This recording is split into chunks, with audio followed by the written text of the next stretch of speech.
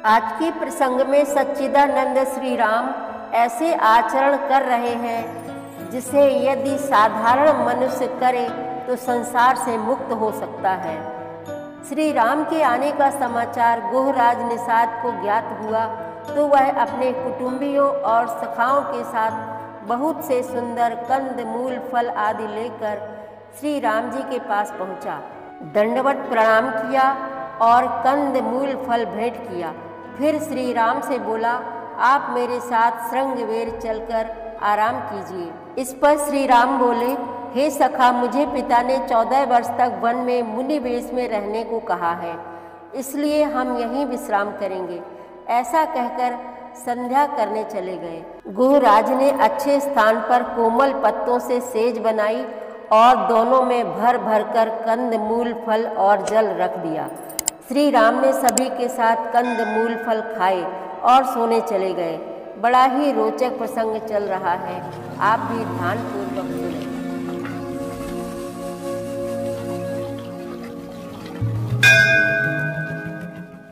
श्री रामचरितमानस पाठ को सुनने वाले सभी श्रोताओं का स्वागत है। राम राम जी। पाठ प्रारंभ करने के पहले बोलिए, सियावर रामचंद्र की जय, पवन सुत हनुमान की जय, श्री तुलसीदास जी महाराज की जय। शुद्ध सच्चिदानंदमय कंद भानुकुल केतु, चरित करत नर अनुहरत संस्कृति सागर सेतु। शुद्ध प्रकृति जन्य त्रिगुणों से रहित मायातीत दिव्य मंगल विग्रह, सच्चिदानंद कंद स्वरूप सूर्य कुल के ध्वजा रूप भगवान श्री रामचंद्र जी मनुष्यों के सदृश ऐसे चरित्र करते हैं जो संसार रूपी समुद्र के पार उतरने के लिए पुल के समान है।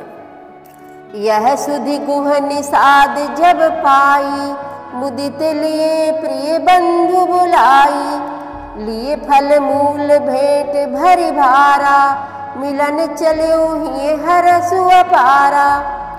जब निषाद राज गुह ने यह खबर पाई तब आनंदित होकर उसने अपने प्रियजनों और भाई बंधुओं को बुला लिया और भेंट देने के लिए फल मूल कंद लेकर और उन्हें भारों बहंगियों में भर कर मिलने के लिए चला। उसके हृदय में हर्ष का पार नहीं था।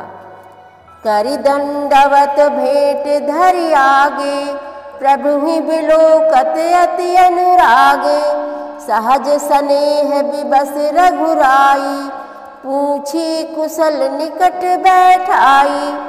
दंडवत करके भेंट सामने रखकर वह अत्यंत प्रेम से प्रभु को देखने लगा। श्री रघुनाथ जी ने स्वाभाविक स्नेह के वश होकर उसे अपने पास बैठाकर कुशल पूछी। नाथ कुशल पद पंकज देखे, भयउ भाग भाजन जन लेखे, देव धरनि धनु धाम तुम्हारा, मैं जनु नीचु सहित परिवारा। निषाद राज ने उत्तर दिया, हे नाथ, आपके चरण कमल के दर्शन से ही कुशल है। आपके चरणार बिंदों के दर्शन कर आज मैं भाग्यवान पुरुषों की गिनती में आ गया। हे देव, यह पृथ्वी धन और घर सब आपका है, मैं तो परिवार सहित आपका नीच सेवक हूँ।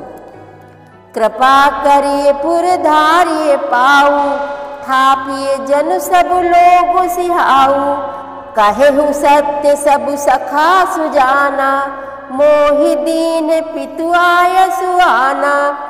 अब कृपा करके पुर श्रृंगवेरपुर में पधारिए और इस दास की प्रतिष्ठा बढ़ाइए, जिससे सब लोग मेरे भाग्य की बड़ाई करें। श्री रामचंद्र जी ने कहा, हे सुजान सखा, तुमने जो कुछ कहा सब सत्य है, परंतु पिताजी ने मुझको और ही आज्ञा दी है। बरस 4-10 बासु बन, मुनि व्रत बेसु आहारु, ग्राम बासु नहीं उचित सुनी, गुहाहि भयउ दुख भारु। उनकी आज्ञा अनुसार मुझे 14 वर्ष तक मुनियों का व्रत और वेश धारण कर और मुनियों के योग्य आहार करते हुए वन में ही बसना है। गांव के भीतर निवास करना उचित नहीं है। यह सुनकर गुह को बड़ा दुख हुआ। राम लखन सिय रूप निहारी, कहा ही सप्रेम ग्राम नर नारी। ते पितु मातु कहु सखी कैसे, जिन्हें पठये बन बालक ऐसे। श्री राम जी, लक्ष्मण जी और सीता जी के रूप को देखकर गांव के स्त्री पुरुष प्रेम के साथ चर्चा करते हैं। कोई कहती हैं, हे सखी, कहो तो बे माता पिता कैसे हैं, जिन्होंने ऐसे सुंदर सुकुमार बालकों को वन में भेज दिया है। एक कहा ही भल भूपति कीन्हा, लोयन लाऊ हमहि विधि दीन्हा। तब निषाद पति उर अनुमाना, तरु सिंसुपा मनोहर जाना।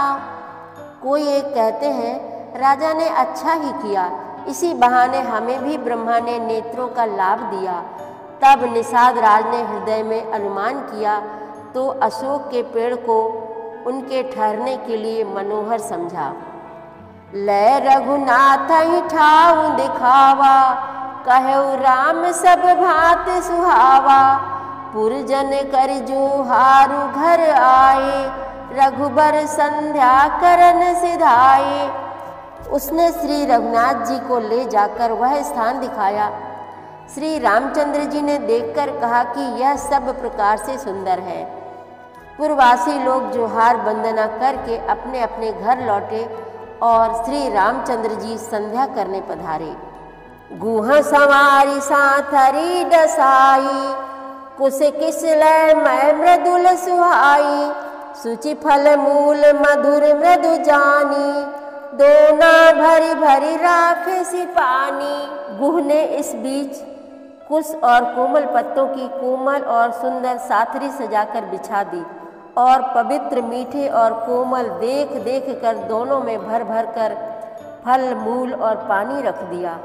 सिय सुमंत्र भ्राता सहित, कंद मूल फल खाई। शयन कीन रघुवंश मणि, पाय पलोटत भाई। सीता जी, सुमंत्र जी और भाई लक्ष्मण जी सहित कंद मूल फल खाकर रघुकुल मणि श्री रामचंद्र जी लेट गए। भाई लक्ष्मण जी उनके पैर दबाने लगे। उठे लखन प्रभु सोवत जानी, कही सची वही सोवन मृदुबानी। कछुक दूर सजीबान सरासन, जागन लगे बैठ वीरासन।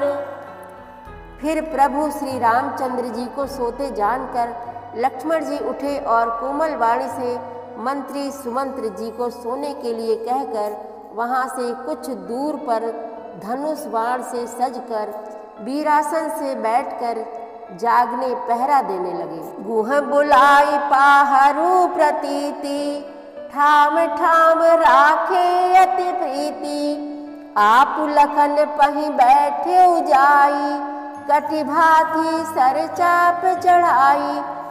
गुह ने विश्वास पात्र पहरेदारों को बुलाकर अत्यंत प्रेम से जगह जगह नियुक्त कर दिया और आप कमर में तरकस बांधकर तथा धनुष पर बाण चढ़ाकर लक्ष्मण जी के पास जा बैठा।